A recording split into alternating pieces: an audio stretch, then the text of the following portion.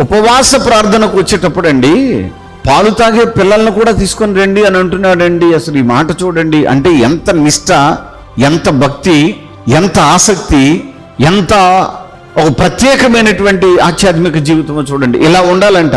ఇలా ఉండినప్పుడు ఏమవుతుందని అంటే, నీ మీదికి దేవుని యొక్క ఆశీర్వాదాలు అలా దిగి వచ్చేస్తాయి. చప్పట కొట్టి దేవుని స్తుతిద్దాం.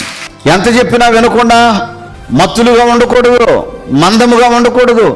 కారణం ఏంటంటే, ఇప్పటికే జీవితాలు, కుటుంబాలు శ్రమలలో సతమతమైపోతున్నారండి మనుషులు. పైకి అందరూ బాగానే ఉన్నారు, ఒంటి మీద బంగారు తాడు ఉంది కానీ దానికి మించిన బాకీలు మాత్రం వెనకమాలు ఉన్నాయి. చేతికి బ్రాస్లెట్ ఉంది కానీ ఆ చేతితో పెట్టిన సంతకాలతో నోట్ల మీదనో ఎంటీ చెక్కుల మీద సంతకాలు పెట్టించినవి చాలా ఉన్నాయి. అవి తరుముకుంటూ వస్తున్నాయి. ఇప్పుడు అవి నిన్ను తరుముకుంటూ వచ్చే దానికన్నా ముందు నీవు వాటిని నీ దగ్గరకు రాకుండా తరమాలి అని అంటే, నువ్వు ఎప్పుడైనా ఉపవాసం ఉంటే నీకు మంచిది అని చెప్తున్నాడు.